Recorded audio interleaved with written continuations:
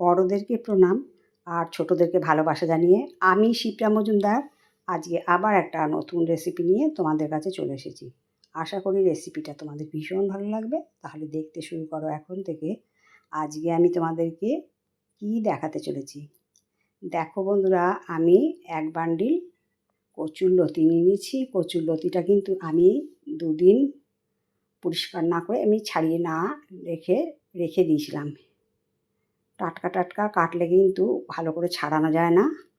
আমি ঠিক এই পদ্ধতিতেই কাটি। দুদিন এনে রেখে দিই, তারপরে খোসাগুলো যখন একটু শুকিয়ে যায় একটুখানি টান দিলেই কিন্তু খুব সুন্দরভাবে ঝটপট খোসাগুলো উঠে যায়।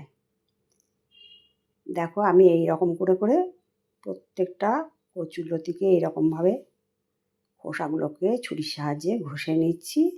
তারপরে তোমাদেরকে দেখাবো কত সহজে এই খোসাগুলোকে ওঠানো যায় বা তোলা যায়।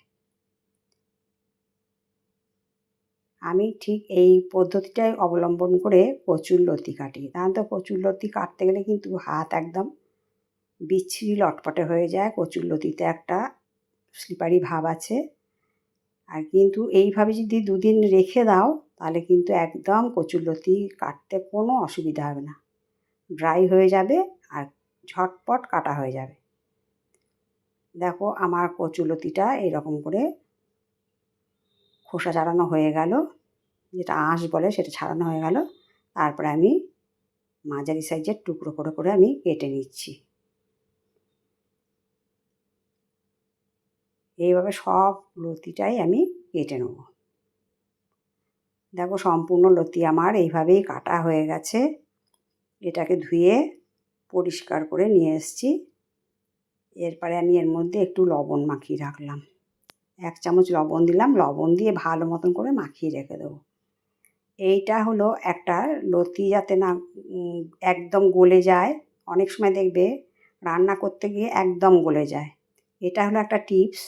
আধা ঘন্টা খানেক লতির মধ্যে লবণ মাখিয়ে রেখে দেবে, তাহলে কিন্তু একদম গোটা গোটা থাকবে। যাই হোক আমি ঢাকনা দিয়ে রেখে দিলাম। আবার এইদিকে একটা কড়াই চাপিয়ে দিয়েছি। কড়াইয়ের মধ্যে আমি 4 পালা সর্ষের তেল দেব। এই 4 পালা সর্ষের তেল একটা লতি বান্ডিলের জন্যই যথেষ্ট, এর বেশি আর তেল লাগবে না। দেখো তেলটা যখন গরম হয়ে গেল তারপরে আমি এর মধ্যে 1/2 চামচ কালো জিরে ফোড়ন দিয়ে দিলাম। কালো জিরেটা দিয়ে ভালো মতন করে একটুখানি সুন্দর মতন করে ভেজে নেব, যাতে না কাঁচা গন্ধটা থাকে। এরপরেই আমি কচুরলতিটা আধা ঘন্টা ঢাকনা চাপা দিয়ে রেখে দিয়েছিলাম। এবার পুরোটাই ছেড়ে দেবো আস্তে আস্তে।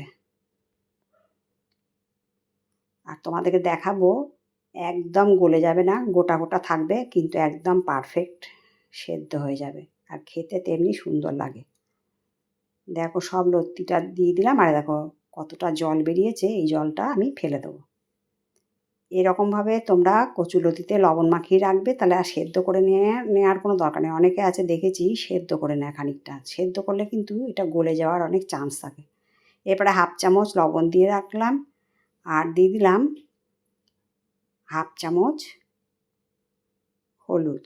হলুদ দিয়ে আর লবণ দিয়ে একটুখানি সময় আমি ভালো মতন করে নাড়িয়ে চাড়িয়ে নিচ্ছি। লবণটা একটু বুঝে সুঝেই দিতে হবে, কেননা আমি লবণ দিয়ে কচুরলতিটা আধা ঘন্টা ভিজিয়ে রেখেছিলাম। এরপর দেখো একটা মিক্সিং জার নিয়ে নিয়েছি। মিক্সিং জারের মধ্যে আমি 2 চামচ পোস্ত দিয়ে দিচ্ছি। 2 চামচ পোস্ত। এবার দেব 1/2 চামচ সর্ষে আর দেব 1 চামচ সাদা তিল দিয়ে এটা আমি বেটে নিয়ে আসবো। সামান্য একটুখানি লবণ দিলাম আর দিয়ে দিচ্ছি 3টে পাকা লঙ্কা। এটা একটু ঝাল ঝাল হবে। দিয়ে এবার এটাকে শুকনো অবস্থায় বেটে নিয়ে আসবো। তোমাদেরকে দেখিয়ে দিচ্ছি। দেখো এই রকম পর্যায় পর্যন্ত প্রথমে ঘুরিয়ে নিয়ে এসেছি, তারপরে সামান্য একটু জল দিয়ে ভালো করে মিহি একটা পেস্ট করে নেব। একটু জল দিয়ে ঢাকনাটা দিয়ে দিলাম। এবার একটুখানি মিহি করে বেটে নিয়ে এসেছি। এইটা দিয়ে আজকে ঝাল চচ্চড়ি একটা রান্না করে দেখাবো কচুরলতি দিয়ে। দিয়ে এবার দেখো অনেকটা যখন নরম হয়ে গেছে তারপরে আমি ঢাকনাটা চাপা খুলে দিয়ে একটু নেড়ে চেড়ে দিচ্ছি। আর মাঝে মাঝে ঢাকনা চাপা দিয়ে রান্না করব। এর মধ্যে কিন্তু কোনো রকম এক্সট্রা জল দেব না। ঢাকনা চাপা দিয়ে রান্না করতে করতে বেশ অনেকটাই সেদ্ধ হয়ে গেছে কচুরলতিটা। তোমাদেরকে কেটে দেখিয়ে দিচ্ছি, প্রায় 60% পর্যন্ত কচুরলতিটা সুন্দর সেদ্ধ হয়ে গেছে। আর একটু রান্না করলেই কিন্তু পারফেক্ট সেদ্ধ হয়ে যাবে।